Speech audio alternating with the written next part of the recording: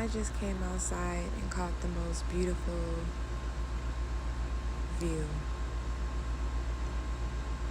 of this full moon in Scorpio. That is not the sun, okay? It is 5:08. Hey y'all, I'm back. I know it's been a minute. I know I've been ducked off, but there have been a lot going on, a lot transpiring, which is sparking the message for today. First of all, I pray all of you are well. I pray all of you have been taking care of yourself and loving yourself. I really want this channel to be about me stepping out on faith, doing what I love, being bold, being courageous, and just owning my life, That's why I titled it, I'm Really Doing This.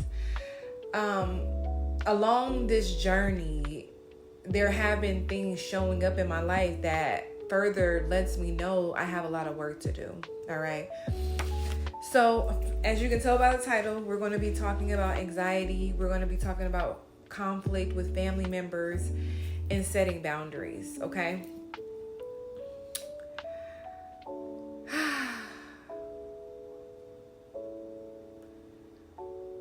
I've been dealing with anxiety for a long time, since my senior year in high school, on and off, of course. And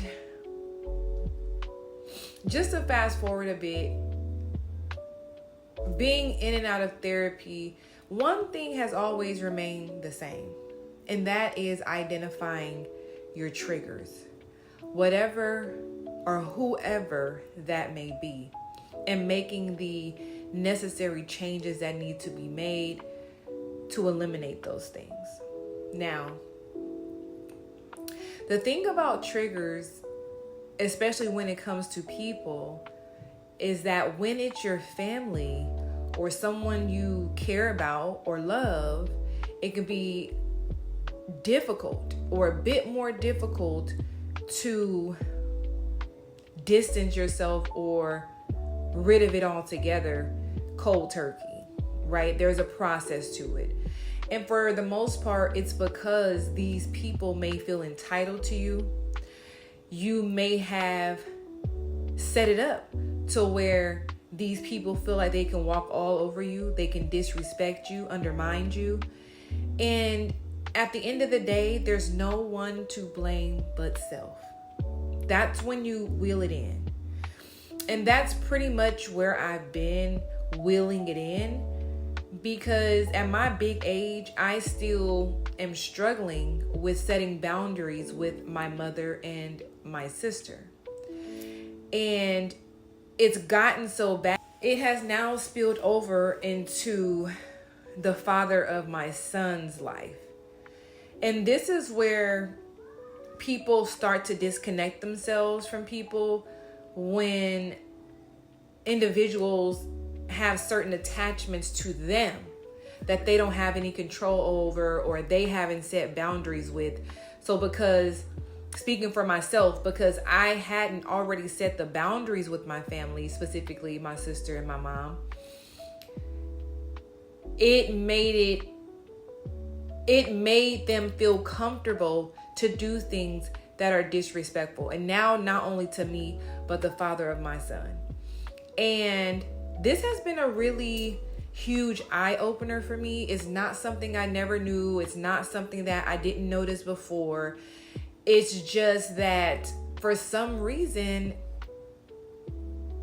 I find it hard to say what I want to say how I really feel, speak up. And nobody wants to be with someone like that. And that's just that. Okay? And I say that to say, sometimes you can lose out on a great person or a relationship or a connection due to the people that are connected to you and you're connected with. And this goes into play with the saying, everybody is not meant to go with you. And it also is followed by sabotage. malice, evil forces. And what we have to remember is the forces can be coming in from anywhere. The negative forces, it can come from your family, it can come from your friends, it can come from your job, it can come from your spouse, right? And this whole situation has been triggering me. And noticing that my sister and my mother are triggers for me has been difficult because I need to cut my triggers off. I need to gradually distance myself from the things that trigger me and spark anxiety.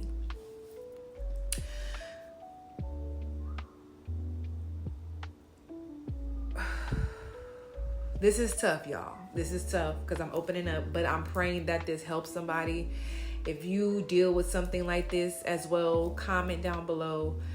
Give some encouraging words to those who may need it and are struggling with their throat chakra and standing up for themselves.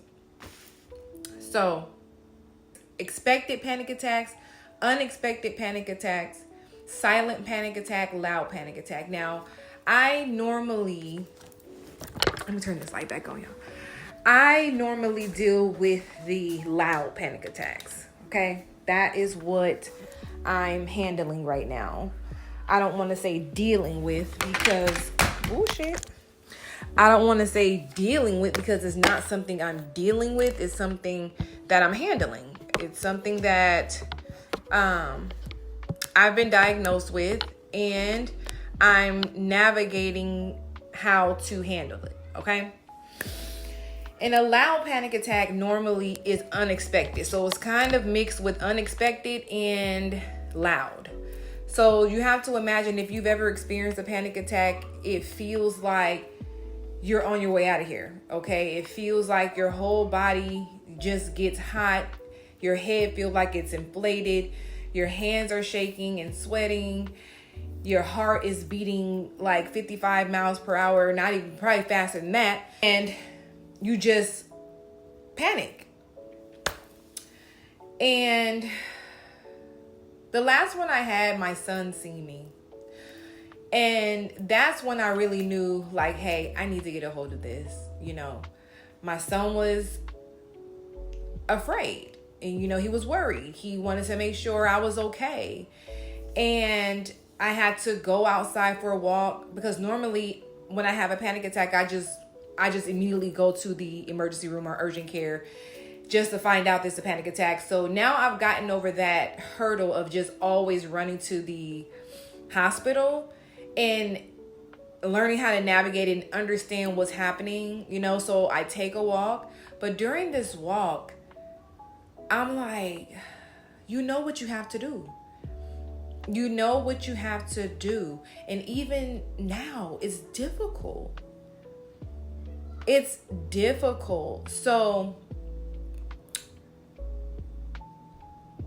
number one, working through the difficult things, doing the hard thing, saying what needs to be said, having difficult conversations. And let me go back just a little bit. It's not difficult for me to disconnect from my sister. I'm going to say that. That cord has been cut. I've already, disconnected from her. It's more difficult to initiate it with my mother. Rightfully so. She's my mother and I love her. However, even mothers or fathers or whoever can have controlling issues or control issues, can have, this takeover spirit or the need to be a dictator. And that's not okay. That's not okay. So what's coming up in the near future is a difficult conversation that I need to have with my mother. And y'all, I'm attempting to figure it all out because it's necessary and it's needed. And it's going to help heal me. It's going to help propel me forward. It's going to help me be able to stand up for myself, not only for myself, but for my son and for my partner, whoever that may be. And I think that that's pretty heroic. And that's a great characteristic to have, is to be able to stand up for yourself and speak your truth and not be a pushover. So y'all bear with me during this time. Y'all just send me some positive love and prayers. And again, if you have any advice in the comments, if you've been through something like this, how did you work through it? What did you do? How was the turnout? And let's grow and let's heal and let's be transparent. Let's stop holding things in, because that's another thing. That's how anxiety attacks come and panic attacks come, because you hold so much in and you harbor so much in. It finally has to explode some way, somehow, whether it's verbally and you're going off on somebody, or whether it's your body going off on you and signaling, I'm not okay, I'm not okay. That's one thing the body is going to do, is communicate. And we have to learn how to listen and do what is needed. All right. So I love y'all. I'll be coming with some vlogs. Just bear with me. Okay. I love you. Thank you for being here. And I'll catch you on the next video. Peace.